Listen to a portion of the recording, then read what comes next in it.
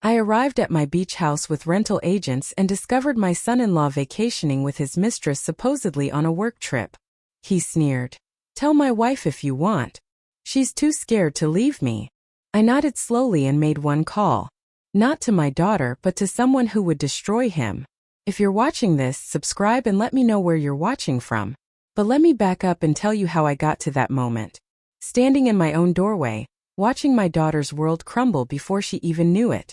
The October sun was warm on my face as I pulled into the driveway of my Myrtle Beach house. Two rental agents chattering excitedly in the back seat about staging and market potential. I'd been dreading this moment for weeks, but Frank's medical bills had drained our savings, and even 3 years after his passing, I was still drowning in debt. Mrs. Walsh, this property is absolutely stunning, gushed Jennifer. The younger agent, her stilettos clicking on the wooden deck. Oceanfront, 3 bedrooms, that gorgeous wraparound porch, will have no trouble finding buyers. I fumbled with my keys, hands shaking slightly. This house held 40 years of memories. Frank proposed to me on this very deck. Katie took her first steps in the living room. But memories don't pay bills, and at 64 I needed to be practical. The master bedroom has that incredible view, I said, pushing open the front door. Frank always said he wanted to wake up to the ocean every I stopped mid-sentence. There were voices coming from upstairs, male and female, talking softly. My blood ran cold. Is someone supposed to be here? Asked Robert, the senior agent, checking his phone. I shook my head, motioning for them to stay back. The voices were clearer now, coming from my bedroom. A man's deep laugh followed by a woman's giggle. My heart hammered against my ribs as I crept up the stairs. The old floorboards betraying my presence with soft creaks. The bedroom door was slightly ajar. Through the gap I could see movement on my bed. My grandmother's quilt tangled around 2 figures. The man's back was turned to me, but I knew those broad shoulders, that perfectly styled dark hair. Michael Crawford, my son-in-law. The woman beneath him definitely wasn't my daughter Katie. This woman was blonde, younger, with perfectly manicured nails that were currently running through Michael's hair. When do you have to be back? The woman asked, her voice breathy. Not until Sunday night, Michael replied, pressing kisses along her neck. I told Katie I had that investors' conference in Atlanta. She never questions my business trips. My vision blurred with rage. Katie was home in Charleston, probably making Michael's favorite dinner for when he returned, while he was here desecrating my marriage bed with his mistress. Michael Crawford, I said loudly, pushing the door open. The scene that followed would have been comedic if it weren't so devastating. Michael jerked upright, his face cycling through confusion, recognition, and panic in rapid succession. The blonde woman, barely older than Katie, scrambled to cover herself with my quilt. Mrs. Walsh, Michael stammered, grabbing a pillow to cover himself. I can explain. Can you? I crossed my arms, amazed at how calm my voice sounded. Explain to me why you're in my house in my bed with someone who isn't my daughter. The woman was frantically gathering her clothes. I should go, she whispered. Stay right there, Sandra, I said sharply. Her startled expression confirmed what I already suspected. I knew exactly who she was. Sandra Mitchell, the 28-year-old marketing coordinator from Michael's firm. Katie had mentioned her before, how Michael always praised her work. Michael's shock was wearing off, replaced by something uglier. Look, what Katie doesn't know won't hurt her. This doesn't change anything, doesn't it? I stepped closer. My daughter loves you. She defends every late night, every business trip, every time you make her feel small. Katie's fine, he snapped, pulling on his pants. She has everything she wants. House, car, that ridiculous shopping habit. She's not exactly suffering. The casual cruelty in his voice made my stomach turn. She wants your love, Michael. Your respect, your faithfulness. He laughed. Actually laughed. Faithfulness? Come on, Mrs. Walsh. Katie's gotten comfortable. She stopped trying years ago. Look at Sandra here. He gestured to the trembling young woman. She appreciates what she has. Get out, I said quietly. Now wait a minute, Michael said, his tone shifting to that condescending voice he used when he thought he had the upper hand. Let's be reasonable. You need to sell this place, right? I heard Katie talking about your financial situation. Maybe we can work something out. The audacity was breathtaking. Work something out? I could help with the listing.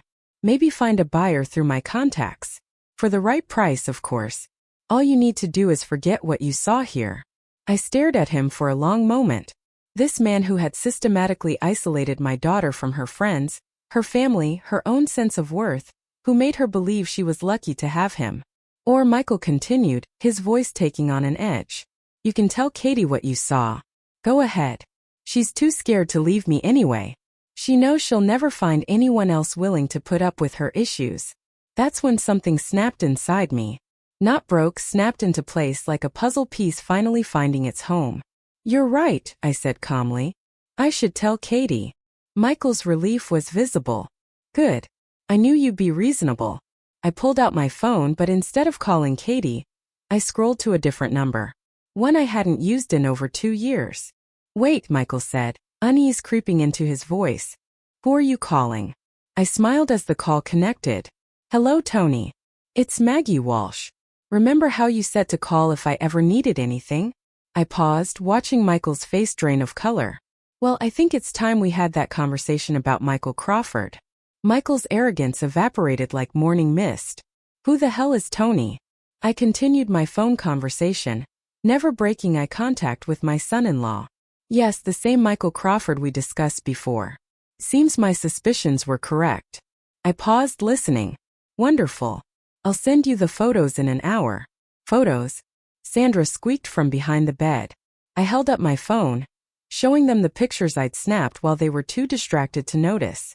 Amazing what these smartphones can capture these days. Michael lunged toward me, but I stepped back into the hallway. I wouldn't if I were you. Tony doesn't like it when people threaten his friends. You're bluffing, Michael said. But his voice shook. You don't know anyone named Tony. The truth was, I knew Detective Tony Russo quite well. He'd been Frank's partner on the Charleston police force for 15 years before Frank retired to become a private investigator. Tony had stayed in touch after Frank's death, checking on me occasionally, offering help whenever I needed it. What Michael didn't know was that Tony had been investigating financial irregularities at Prestige Investments, Michael's firm, for the past 6 months. He'd even asked me if I'd noticed any unusual behavior from Michael, any sudden wealth or expensive purchases that didn't match his salary. I told Tony I hadn't noticed anything, but that was before I found out about the beach house visits, the designer clothes Michael bought Katie on sale, the luxury car he claimed was a company bonus.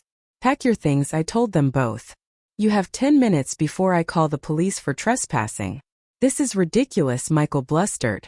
But he was already grabbing his clothes. Katie will hear about this. She'll never forgive you for destroying her marriage. Her marriage was already destroyed, Michael. She just didn't know it yet. Sandra had dressed quickly and was edging toward the door. I blocked her path. Not so fast. Sandra, you and I need to chat. I don't have anything to say to you, she whispered. Oh, but you do.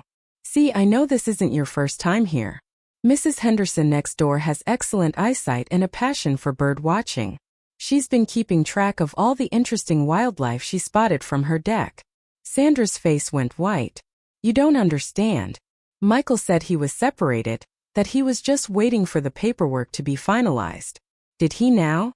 I glanced at Michael, who was struggling with his shirt buttons. Tell me, Sandra, what else has Michael told you? That his wife was unstable, that she had emotional problems and couldn't handle a divorce right now. Sandra's voice was barely audible. He said he was protecting her. The lies were so ridiculous I almost felt sorry for the girl, almost. Sandra, honey, my daughter is a pediatric nurse who volunteers at the animal shelter on weekends. The only thing she can't handle is a husband who lies to her face every day. Michael finished dressing and stormed toward me. You're going to regret this, Maggie. Katie depends on me. Without me, she's nothing. We'll see about that. He pushed past me, Sandra trailing behind like a lost puppy. I followed them downstairs where the 2 rental agents stood frozen by the front door, clearly having heard every word. I am so sorry, Jennifer stammered. We had no idea. It's not your fault, I assured them. Let's reschedule for next week. I have some family business to handle first. After they left, I sat on my deck watching Michael and Sandra load their weekend bags into his BMW. The same BMW he told Katie was a company car available only during business hours. My phone buzzed with a text from Tony. Got your message. Very interesting timing. Can you meet tomorrow? We have a lot to discuss. I typed back. Absolutely. And Tony, I think I have more evidence than we originally thought. As Michael's car disappeared down the coastal highway, I felt something I hadn't experienced in years. Purpose. For too long, I'd watched my daughter shrink under Michael's manipulations, had seen her light dim a little more each year. Katie used to be fearless. She'd backpack through Europe alone, stood up to bullies in school, defended stray animals with the fierce protectiveness of a mother bear. Somewhere along the way, Michael had convinced her that her strengths were weaknesses, that her independence was selfishness. But I remembered the real Katie, and tomorrow I was going to start fighting to get her back. I pulled out my phone and scrolled to Katie's number, then hesitated. She deserved to know the truth, but she also deserved to have all the facts. If Tony's investigation had uncovered what I suspected, Michael's betrayal went far deeper than just adultery. Instead, I called my neighbor, Mrs. Henderson. Dorothy, it's Maggie. I wonder if you might have some time to chat about those bird-watching notes you've been keeping. The conversation that followed confirmed what I already knew. Michael and Sandra had been using my beach house as their private retreat for almost 6 months. Every business trip, every client dinner, every late night at the office. My daughter wasn't just married to a cheater. She was married to a man who was stealing from his own company, using her mother's house as a love nest, and systematically destroying her self-worth. But unlike Michael, I didn't underestimate my daughter. Katie was stronger than he knew. She just needed to remember that strength, and I was going to make sure she did. The next morning, I met Tony Russo at a small cafe near the Charleston courthouse. At 58, Tony still looked like the cop he'd been for 30 years. Alert gray eyes, weathered hands, and an easy smile that made people want to confess their secrets. Maggie, he stood to hug me. You look good. How are you holding up? Better now, I said, settling into the booth across from him. Tell me about this investigation. Tony glanced around the cafe, then leaned forward. Prestige Investments has been under surveillance for 8 months. We have evidence of a sophisticated embezzlement scheme involving multiple employees. My coffee cup trembled in my hands. And Michael, he's not just involved. Maggie, we think he's running it. The words hit me like a physical blow. Running it. The scheme works by creating false client accounts, making legitimate investments, then skimming the profits before they're reported. The clients never know because their statements show the expected returns. I thought about Katie's new car, their renovated kitchen, the expensive clothes Michael bought her. How much money are we talking about? Close to $2 million over 3 years. My stomach dropped. $2 million. The beauty of the scheme is that it looks legitimate on the surface. Michael has been very careful, but he got greedy. Started living too lavishly. New car, expensive vacations, that renovation on their house. Katie thinks he got promoted, I whispered. He did get promoted, but his salary doesn't come close to covering their lifestyle. Tony pulled out a manila folder. These are financial records we've been able to trace. Credit card statements, bank transfers, property purchases. I flipped through the documents recognizing locations and dates. The weekend in Napa, $8,000. Katie's diamond necklace, $15,000. The company bonus that paid for their kitchen renovation, $45,000. All of it stolen. Tony, Katie doesn't know any of this. We figured as much. Your daughter has a spotless record, and her financial activity shows someone who lives within her means. The expensive purchases all trace back to Michael's accounts. What happens when you arrest him? Tony's expression grew grim. That's where it gets complicated. We need more evidence to make the charges stick. Michael has been careful to cover his tracks, and we suspect he's preparing to disappear. Disappear? New identity, offshore accounts. We've seen it before. These white-collar criminals often have exit strategies. I thought about Sandra, about Michael's casual cruelty toward Katie. And he'd leave my daughter holding the bag. Probably. Her name is on some of the property purchases, joint bank accounts. Even if she's innocent, she could face charges. The rage that had been simmering since yesterday erupted into white-hot fury. Michael wasn't just betraying Katie emotionally. He was setting her up to take the fall for his crimes. What do you need from me? Access to Michael. We need him to make a mistake. Get careless right now. He's being too cautious. I smiled, remembering the arrogance in Michael's voice yesterday. I think I can help with that. Maggie, this isn't a game. If Michael suspects you're working with us, he won't. Trust me, Tony, I know exactly which buttons to push. That afternoon, I drove to Katie's house, my heart breaking as I pulled into their perfectly manicured driveway. The house looked like a magazine cover. All clean lines and expensive landscaping that screamed success. Success built on lies and stolen money. Katie answered the door in scrubs, her blonde hair pulled back in a messy bun. She looked tired, older than her 32 years. Mom, what a surprise. Come in. Come in. She hugged me and I caught a whiff of that familiar scent, the lavender lotion she'd used since college. I was in the neighborhood. I lied smoothly. Thought I'd stop by and see how you're doing. I'm good. Tired. Work has been crazy and Michael's been traveling so much lately.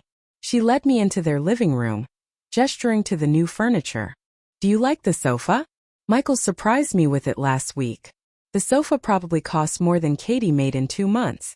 It's beautiful, honey. Business must be going well. Oh yes, incredibly well. Michael keeps getting these amazing bonuses. Sometimes I feel like I'm married to a stranger. This successful, important businessman. Katie's laugh had a hollow quality. Remember when we used to worry about rent money? I remembered. I also remembered the vibrant, confident woman who used to laugh without reservation. Katie, can I ask you something? Of course. Do you ever miss your old life before all this success? Katie's smile faltered. What do you mean? You used to paint. You had that studio apartment with terrible lighting, but you'd stay up until 3 a.m. working on canvases. That was a long time ago, Mom. You were happy. I'm happy now. But she wouldn't meet my eyes. Are you? The question hung in the air between us. For a moment, I saw a flicker of the old Katie, the one who never backed down from difficult conversations. Michael says pursuits are selfish when you're building a life together. She said finally. He's right. I need to focus on our future. What about your future, Katie? What do you want? I want what we have. Security, stability, a nice home. Her voice sounded rehearsed, like she'd practiced these words in the mirror. And what does Michael want? Katie's expression shifted, became guarded. Why are you asking me this? Because I love you and I see how you've changed. People change, Mom. They grow up. They realize that dreaming about being an artist doesn't pay the bills. Since when do you care about money? Since I realized how hard life can be without it? Katie stood up abruptly. Would you like some coffee? I just made a fresh pot. I followed her into the kitchen, noting the high-end appliances, the granite countertops, the wine fridge that probably cost more than my car. Katie, if something happened, if everything fell apart, would you be okay? She froze, coffee pot in hand. What do you mean? I mean, are you prepared to take care of yourself? Do you have your own savings, your own plans? Mom, you're scaring me. Is something wrong? Are you sick? I'm fine, sweetheart. I just worry about you depending on someone else so completely. Katie sat down the coffee pot and turned to face me. Michael takes care of me. He makes sure I have everything I need. But what do you need, Katie? Really need? For a moment, her carefully constructed composure cracked. I saw confusion, fear, and something else. A deep, aching loneliness. I need to not worry about money, she whispered. I need to feel safe. I need to know that someone wants to be with me. Oh, honey. I reached for her, but she stepped back. Don't. Please don't look at me like that. Like what? Like you pity me. I don't pity you. I'm proud of you. You're smart, talented, compassionate. You could do anything. Be anything. I am something. I'm Michael's wife. The words felt like a slap. This confident, independent woman had been reduced to an appendage, a reflection of someone else's success. My phone buzzed with a text from Tony. We may have to move faster than expected. Can you meet tonight? I looked at my daughter, so fragile despite all the expensive trappings surrounding her. Whatever was coming, it was going to destroy the life she thought she had. But maybe if I was careful, it could also give her back the life she'd lost. That evening, I met Tony at the police station. The fluorescent lights cast harsh shadows across his face as he spread files across his desk. We intercepted communications between Michael and an offshore banking contact. He said without preamble, he's planning to transfer the remaining funds and disappear within the next 2 weeks. 2 weeks? My heart raced. What about Katie? That's what we need to discuss. Michael has been setting up your daughter as the fall guy for months. Joint accounts, forged signatures, property purchases in her name. Tony showed me documents that made my blood run cold. Katie's signature on investment papers she'd never seen. Her name on bank accounts she didn't know existed. Credit cards opened in her name to fund Michael's lifestyle. She could go to prison, I whispered. Not if we build a case showing she was manipulated. But we need evidence of coercion. Proof that Michael deliberately deceived her. I can get that evidence. Maggie, no. It's too dangerous. If Michael suspects, he won't suspect. You said it yourself. He's arrogant. He thinks he's smarter than everyone else. Tony leaned back in his chair. What are you thinking? Michael believes Katie is completely under his control. He's also convinced that I'm a harmless old woman who can be bought or intimidated. I smiled grimly. He's wrong on both counts. Explain. Tomorrow is Katie's birthday. I'm going to throw her a party. A party? A surprise party. I'll invite all her old friends, the ones Michael has systematically isolated her from. I'll also invite some of Michael's colleagues from work. Tony frowned. To what end? People talk at parties, especially when they've had a few drinks. Michael will feel pressured to maintain his image as the successful husband. He'll brag, make boasts, maybe let something slip. That's a lot of May. There's more. I'm going to tell Michael that I've been having financial troubles, that I need to sell the beach house quickly. I'll ask for his help finding a buyer. And Michael can't resist an opportunity to exploit someone. He'll try to manipulate the sale. Probably offer to buy it himself at below market value. When he does, he'll have to explain where he's getting the money. Tony considered this. Could work, but you'd be wearing a wire. Fine. And if he gets suspicious, you call it off immediately. Understood. We spent the next hour going over details, setting up contingencies. As I drove home, my phone rang. Katie's name appeared on the screen. Hi, sweetheart. Mom. Michael told me something weird happened at the beach house yesterday. My grip tightened on the steering wheel. Oh, he said you were there with some real estate agents and you seemed upset about something. He was worried about you. The audacity was breathtaking. I was just feeling emotional about selling the house. You know how attached I am to that place. That's what Michael thought. He offered to help you find a buyer through his business contacts. Did he? He feels terrible that you're struggling financially. We both do. I could picture Michael coaching her on this conversation, feeding her lines designed to make me feel guilty and dependent. That's very thoughtful of you both. Actually, that's why I'm calling.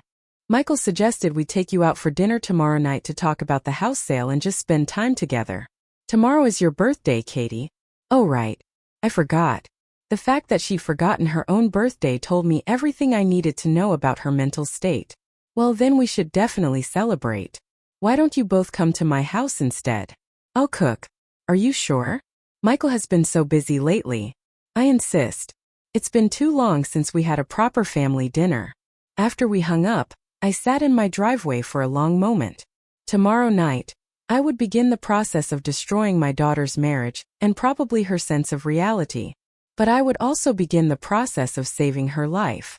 The next afternoon, I spent hours preparing Katie's favorite meal. Pot roast with vegetables, homemade rolls, and the chocolate cake I'd made for every one of her birthdays since she was 5. At 6 o'clock they arrived. Katie looked beautiful in a blue dress I'd never seen before. Another one of Michael's expensive gifts. Michael wore a tailored suit that probably cost more than most people's monthly salary. Mom, this smells incredible, Katie said, hugging me. You didn't have to go to all this trouble. It's no trouble. It's your birthday. Michael surveyed my modest dining room with barely concealed condescension. Nice place, Maggie. Very cozy. Thank you. It's not much, but it's home. During dinner, I watched Michael perform his role as the devoted husband. He complimented Katie's appearance, asked about her work, made jokes that weren't quite funny. Katie responded with practiced smiles and grateful looks. It was like watching a play where both actors had forgotten they were performing. So Maggie, Michael said as I served cake. Katie mentioned you're having some financial difficulties. I wouldn't say difficulties, more like adjustments. Frank's medical bills, you know. Of course, that must be stressful. It is, especially since I need to sell the beach house quickly. I was hoping to get market value, but the agents say it could take months. Michael's eyes sharpened with interest. What do you consider market value?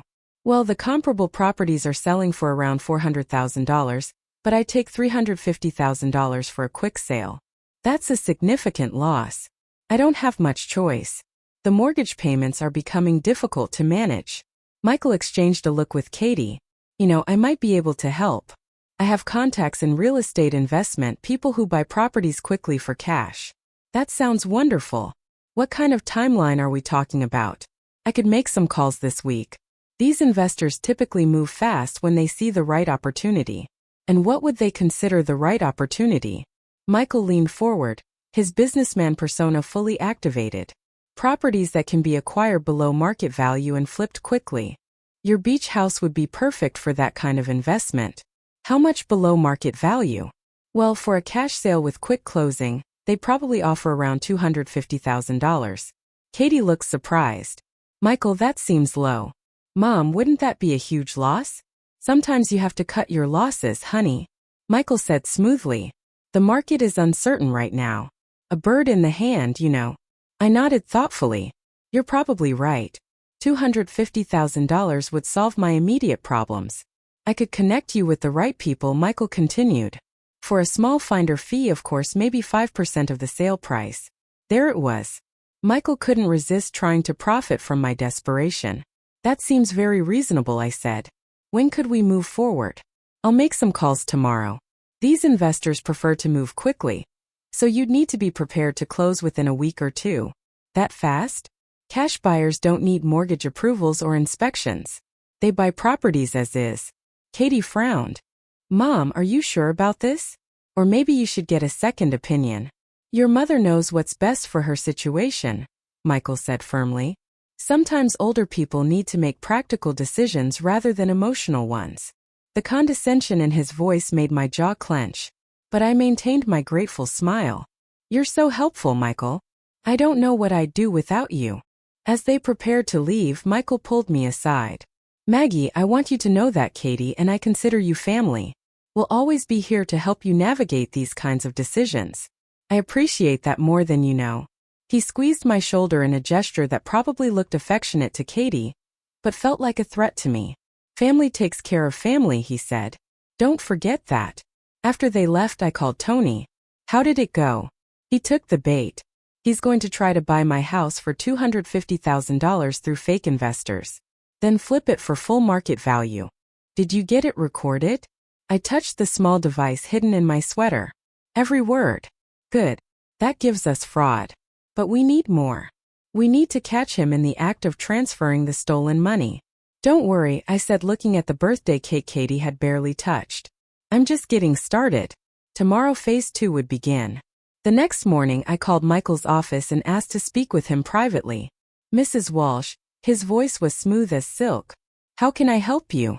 I've been thinking about our conversation last night about the house sale. Of course, I've already reached out to some contacts. Very promising responses. That's wonderful, but I was wondering, could we meet today? I have some questions about the process, and I prefer to discuss them in person. Absolutely. Why don't you come to my office around 2 p.m.? Prestige Investments occupied the top 3 floors of a gleaming downtown Charleston building. The lobby screamed success. Marble floors, crystal chandeliers, and abstract art that probably cost more than most people's cars. Michael met me at the elevator, all smiles and charm. Maggie, welcome to my little corner of the financial world. His office was exactly what I'd expected. Floor-to windows, expensive furniture, and photographs of Michael with various wealthy-looking people. A shrine to his own supposed importance. Please sit. He gestured to a leather chair across from his desk. Can I get you coffee? Water? Coffee would be lovely. As Michael buzzed his assistant, I noted the expensive watch on his wrist, the custom-tailored suit, the Italian leather shoes, all purchased with stolen money. So he said, he's settling behind his desk. What questions can I answer about the house sale? Well, I was wondering about the timeline. You mentioned these investors move quickly. Very quickly. In fact, I heard back from one of them this morning. He's very interested. That's exciting. What did he say? Michael pulled out a file folder. Props for his performance. He's prepared to offer $240,000 for a cash purchase, closing within 10 days. $240,000.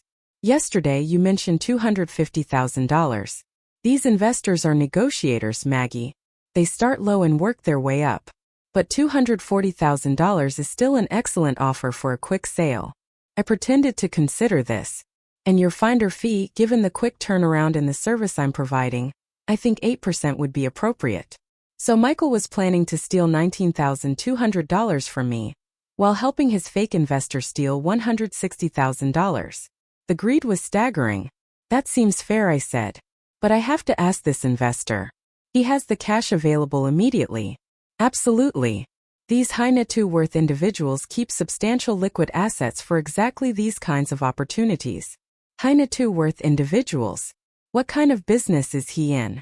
Michael hesitated for just a moment. Import-export. Very successful operation. I see. And you've worked with him before? Several times. Very reliable. Very discreet. I nodded thoughtfully. Michael, can I be honest with you about something? Of course. I'm scared. Selling Frank's house, making these kinds of financial decisions alone, it's overwhelming. I feel like I'm in over my head. Michael's expression softened into what he probably thought was sympathetic concern. That's completely understandable, Maggie. These are big decisions. The thing is, I've been thinking about what you said last night about family taking care of family. Yes. I was wondering if you might consider handling more of my financial affairs. Nothing major, just helping me make sense of my investments, my retirement accounts. Michael's eyes lit up with predatory interest. I'd be happy to help. What kind of assets are we talking about?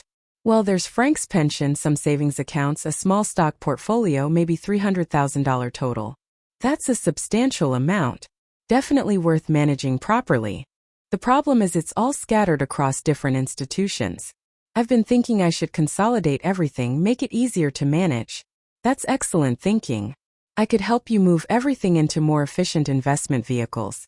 You mean like the ones you manage here at Prestige? Exactly. We specialize in maximizing returns for our clients. I leaned forward, conspirator ally.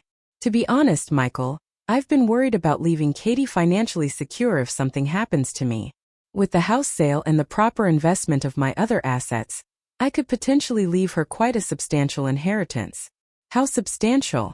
Well, if we sell the house for $240,000 and properly invest my other assets, maybe $600,000 or $700,000 total.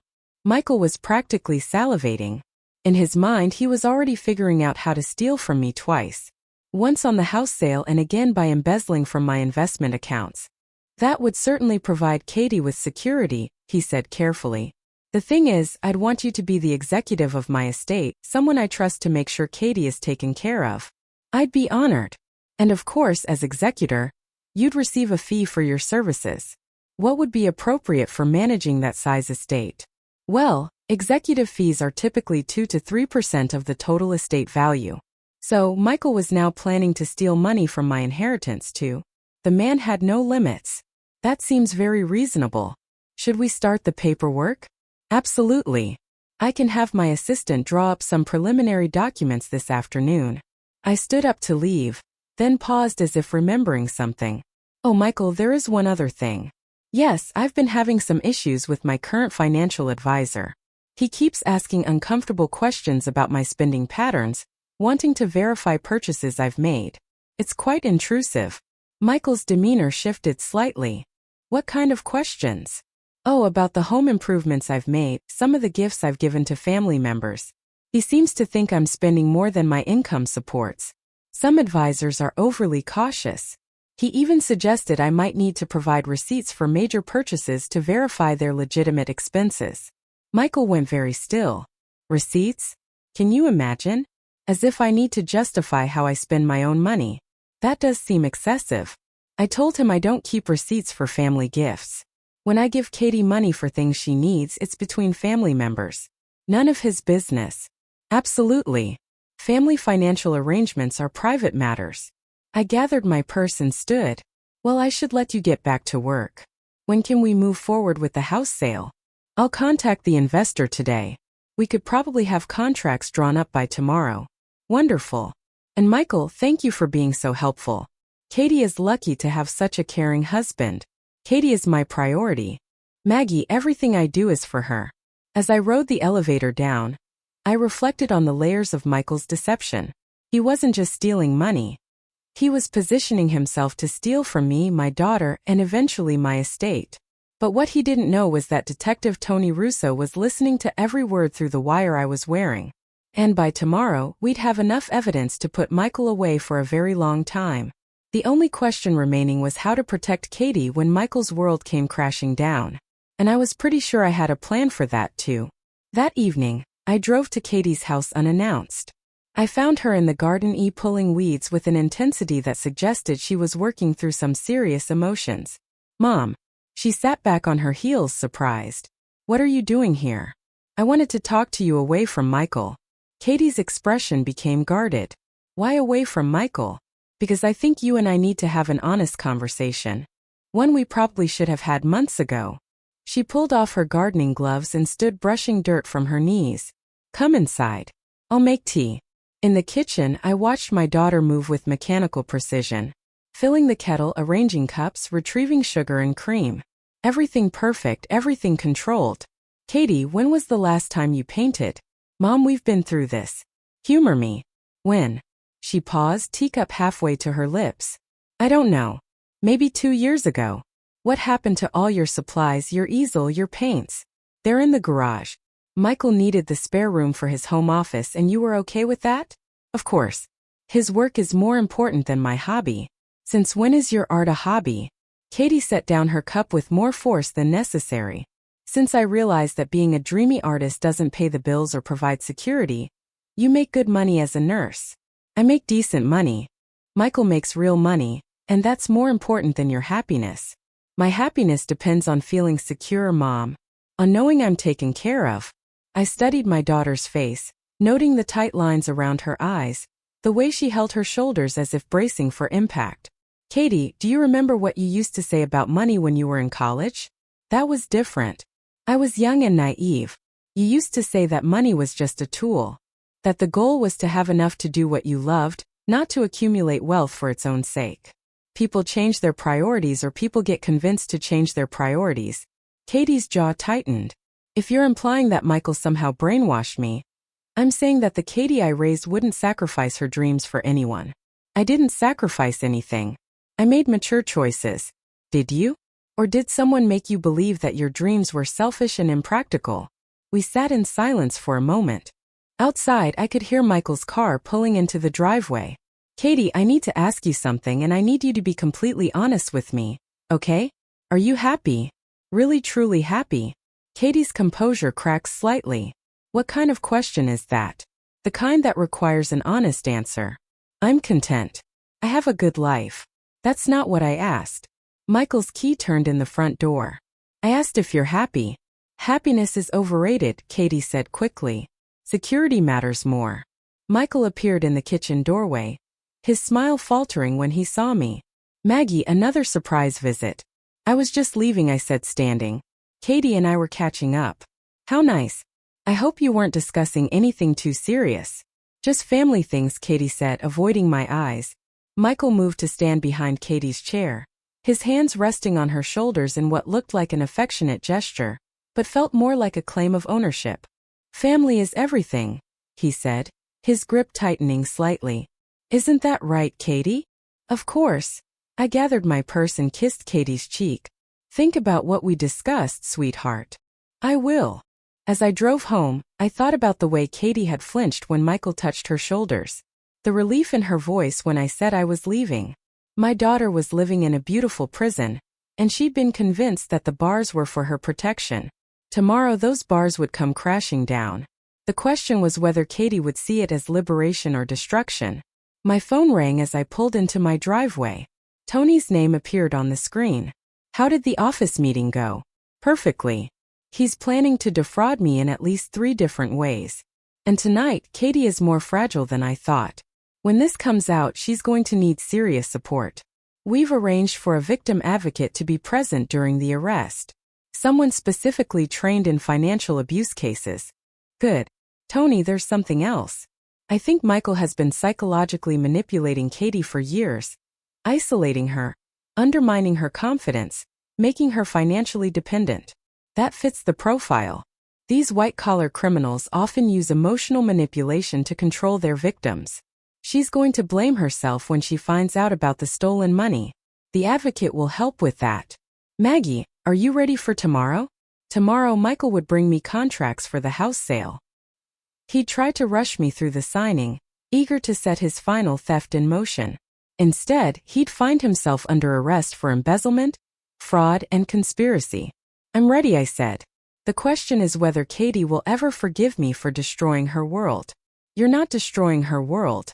Maggie, you're saving her from a lie. As I hung up the phone, I looked at the photo on my mantle. Katie at her college graduation, paint-stained and radiant, holding up a canvas she'd completed the night before. She'd painted a sunrise over the ocean, all golden light and infinite possibility.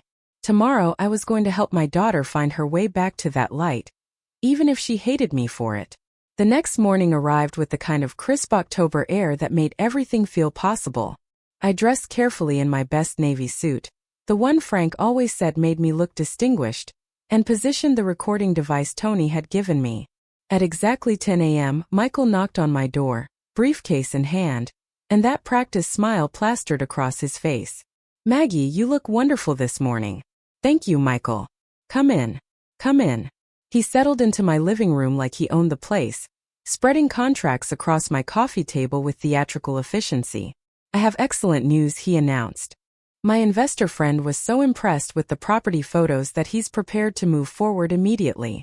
I leaned forward with what I hoped looked like eager anticipation. How immediately? We could close tomorrow if you're ready to sign today. Tomorrow? That seems awfully fast. Cash buyers don't mess around, Maggie. When they want something, they move quickly. Michael pulled out an official-looking document. This is the purchase agreement. $240,000 cash as his condition. No inspections, no contingencies. I pretended to study the contract while noting the details Tony would want to hear. The buyer was listed as Coastal Properties LLC, undoubtedly a shell company Michael had created for this purpose. And your fee? 8% as discussed, $19,200.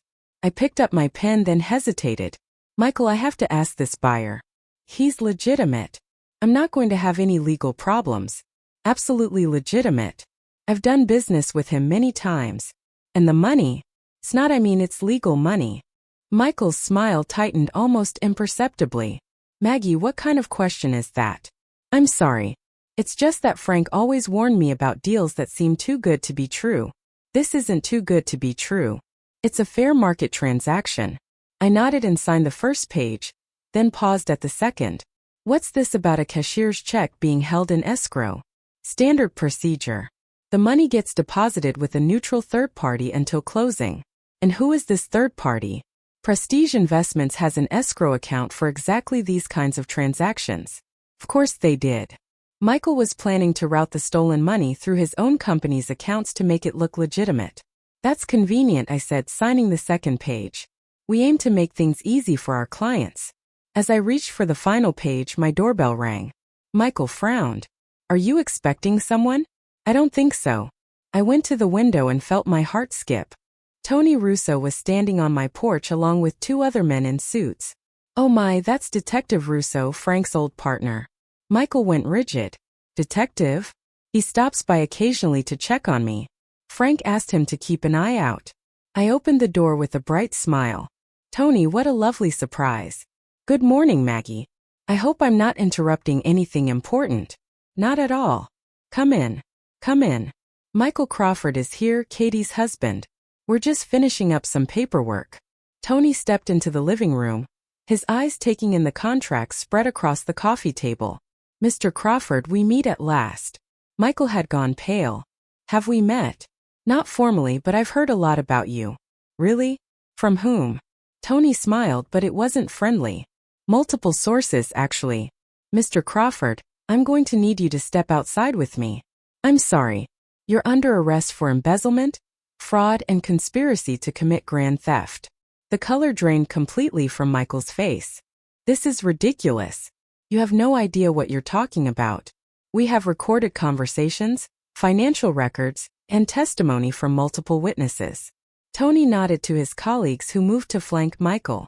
You have the right to remain silent.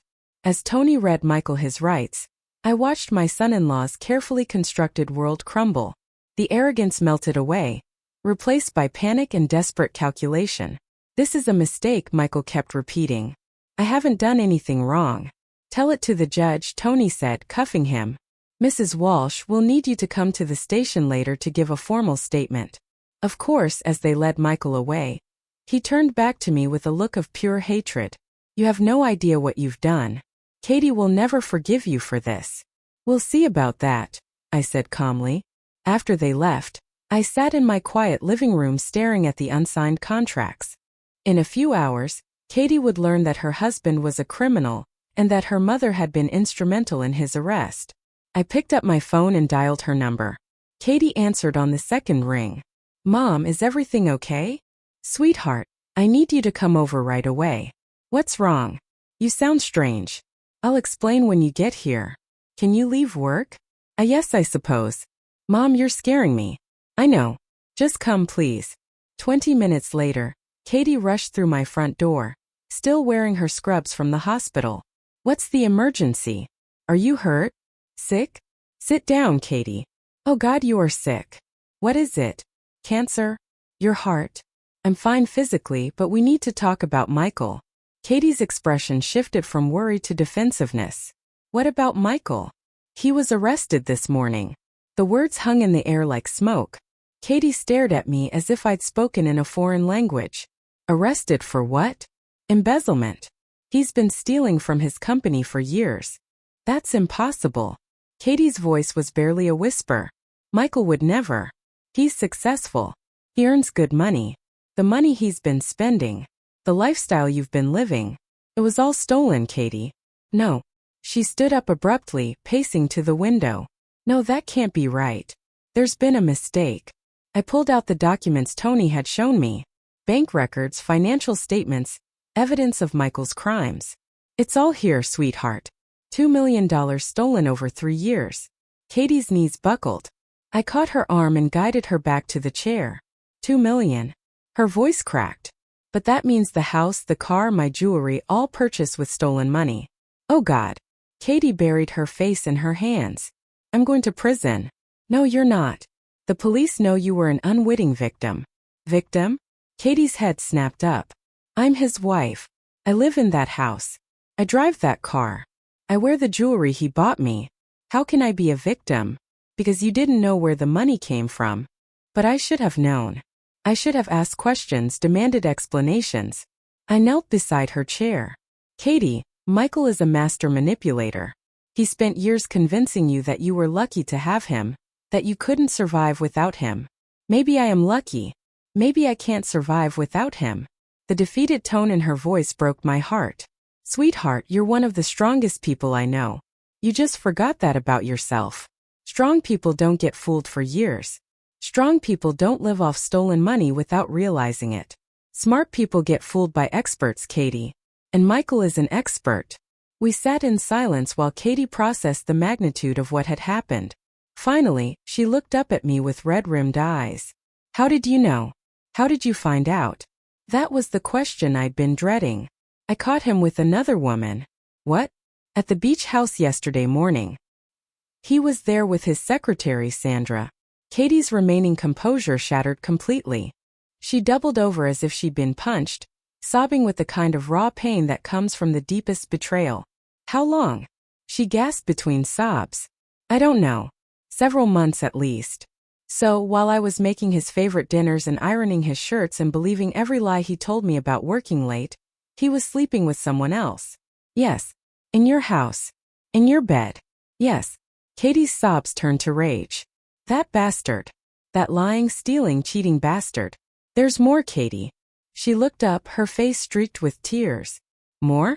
He was setting you up to take the blame for the thefts. Your name is on documents you never signed. Bank accounts you didn't know existed. He was going to let me go to prison. He was going to disappear and leave you holding the bag. The rage in Katie's eyes intensified. How do you know all this? Detective Russo, Dad's old partner, has been investigating Michael's company for months. When I told him what I saw at the beach house, we worked together to gather evidence. You've been investigating my husband. I've been trying to protect you. Katie stood up again, this time with purpose rather than panic. Where is he now? In jail, I assume. He'll probably make bail, but his assets are frozen. Good. I hope he rots in there. I was relieved to hear anger in her voice rather than despair. Anger meant she was fighting back. Katie, there's something else we need to discuss. The house, the car, your bank accounts. They're all going to be seized as evidence. I figured. Where am I supposed to live? Here with me. For as long as you need.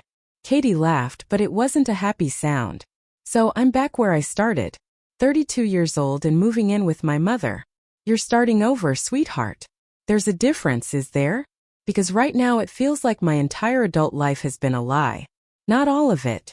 Your work at the hospital, your friends, your art, those were real. My art.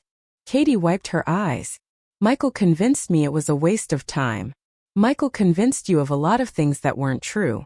For the first time since I'd broken the news, Katie looked thoughtful rather than devastated. Mom, can I ask you something? Anything. Why didn't you just tell me about the affair? Why go through all this elaborate investigation? Because if I'd told you about Sandra, you would have blamed yourself. You would have tried to fix the marriage, gone to counseling, worked harder to be the wife Michael wanted. You're probably right. But this way you know the truth. Michael isn't just unfaithful. He's a criminal who was willing to destroy your life to save his own. Katie nodded slowly. So there's nothing to fix, nothing to save, nothing worth saving. She took a deep breath, squaring her shoulders in a gesture that reminded me of the fearless young woman she used to be. Okay, what do we do now? 3 days later, I found Katie in my garage, surrounded by dusty canvases and art supplies she'd retrieved from her house before the FBI sealed it as evidence. Finding anything interesting? I asked, setting down a cup of coffee beside her. I forgot I painted this, she said, holding up a small canvas. It was a portrait of Michael painted early in their marriage when she still saw him through rose-colored glasses. What are you going to do with it? Katie considered for a moment, then picked up a tube of black paint. Something therapeutic. I watched as she squeezed paint directly onto Michael's painted face, then used a palette knife to smear it across the canvas until his features were completely obliterated. Better? Much. She wiped her hands on an old towel. I've been thinking about what you said about starting over and I want to file for divorce immediately. I want my maiden name back, and I want to testify against Michael in court. Are you sure about the testimony? It'll be difficult. Mom, he stole $2 million and was going to let me take the blame. I want everyone to know exactly what kind of man he is. The steel in her voice reminded me why I'd fallen in love with this daughter of mine in the first place. There's something else, Katie continued. I've been looking at apartments, but everything decent requires first month, last month, and security deposit. I don't have that kind of money. What about your savings? Frozen along with everything else. The FBI says it could take months to sort out which money is legitimately mine, and which came from the thefts. You can stay here as long as you need. I appreciate that, but I need my independence back. I've been dependent on someone else for too long. I understood that feeling completely. What if I co-signed a lease for you? Just until your finances are sorted out. I can't ask you to do that. You're not asking. I'm offering. Katie hugged me, and for the first time in years, it felt like hugging my real daughter instead of the diminished version Michael had created. There's one more thing, I said. Tony called this morning. Michael's attorney is trying to negotiate a plea deal. What kind of deal? Reduced sentence in exchange for returning the stolen money and providing information about other employees who might be involved.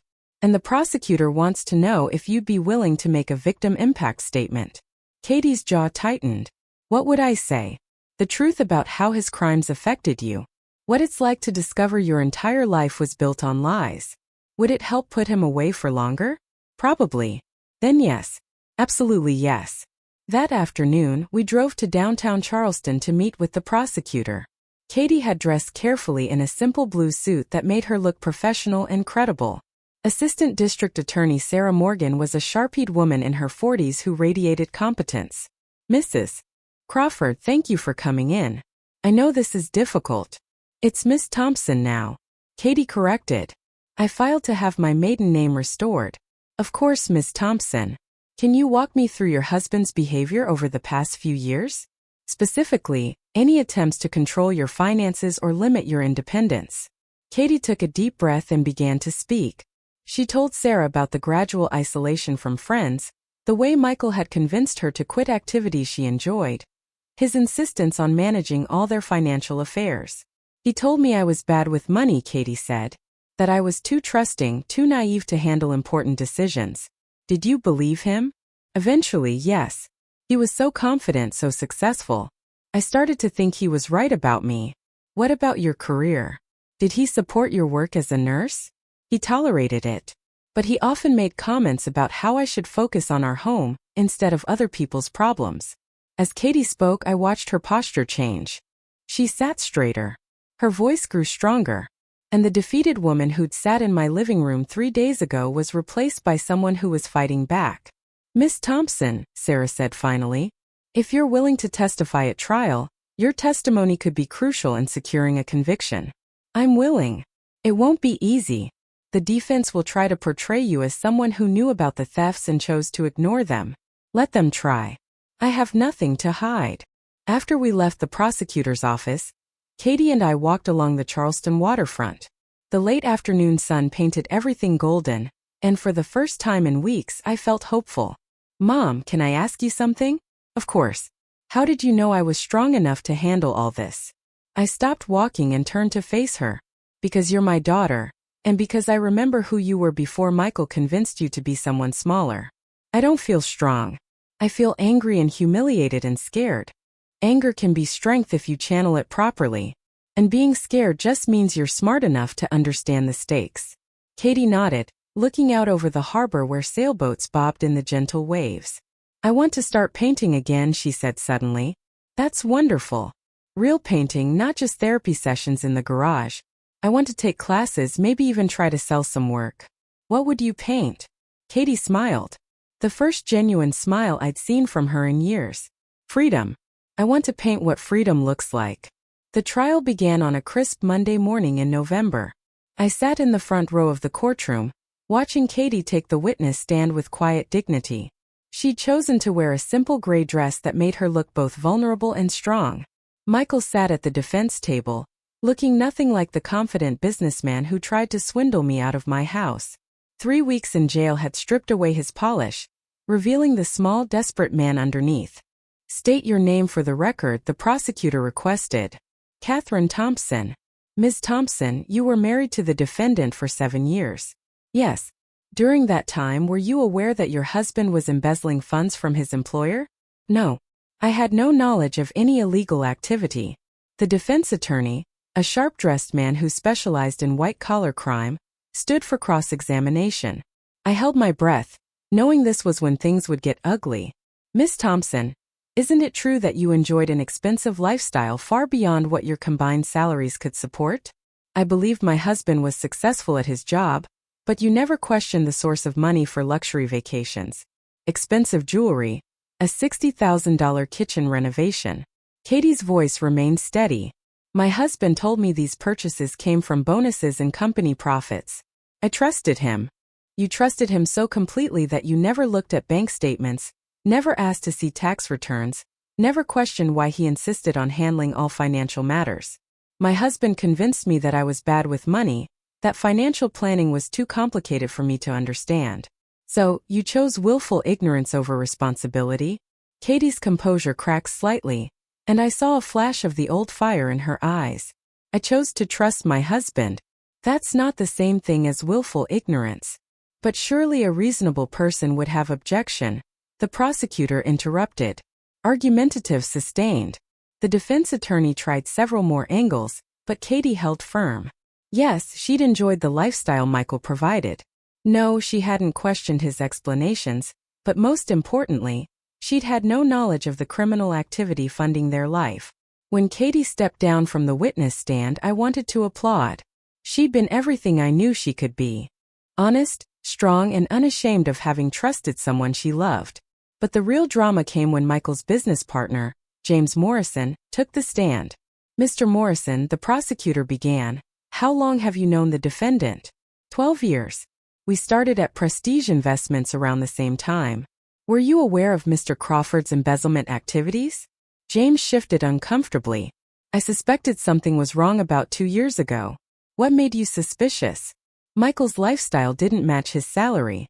He was driving expensive cars, taking luxury vacations, wearing watches that cost more than I make in 6 months. Did you report these suspicions? No. Why not? James looked directly at Michael for the first time. Because he offered to cut me in. A gasp went through the courtroom. This was news to everyone, including the prosecutor. Mr. Morrison, are you saying you participated in the defendant's crimes? I'm saying he tried to recruit me. He showed me how the scheme worked. Promised I could make an extra $50,000 a year with minimal risk. And your response? I told him no. But I also didn't report him. Why not? Because I was scared. Michael made it clear that if anyone investigated him, he had contingency plans. The prosecutor leaned forward. What kind of contingency plans? He said he had documentation that would implicate other people in the company, people who had nothing to do with the thefts. Did he mention any specific names?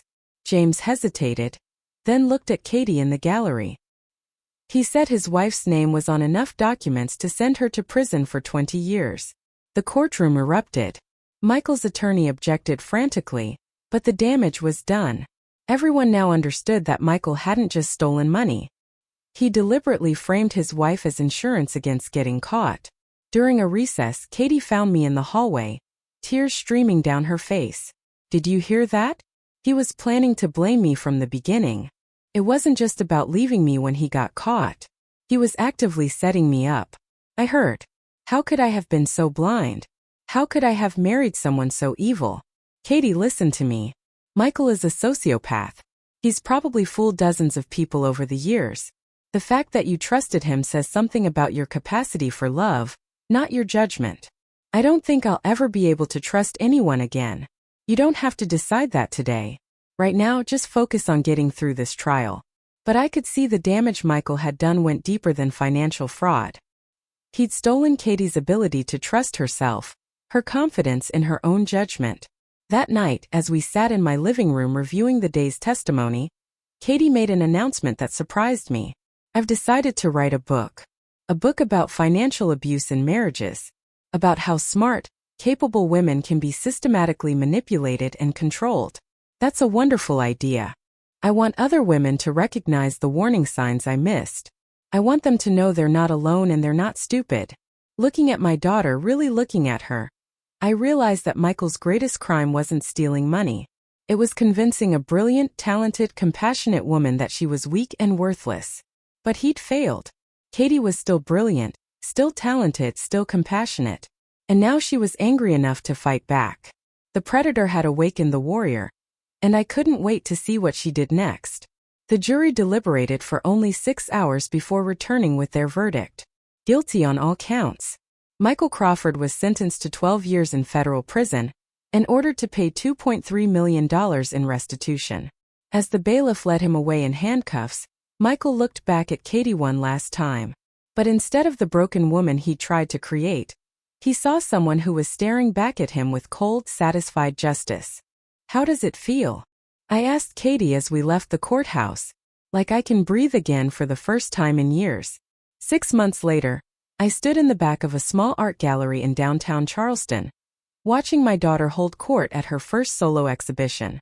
The paintings were extraordinary, bold, vibrant canvases that captured both pain and liberation with stunning clarity. The centerpiece was a large painting titled Breaking Free, a woman emerging from dark tangled chains into brilliant sunlight.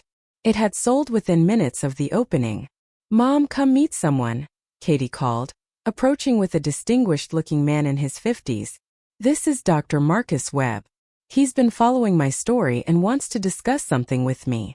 Dr. Webb shook my hand warmly. "Ms. Walsh, your daughter is remarkable. Her insights into financial abuse could help thousands of women." "What kind of help?" I asked.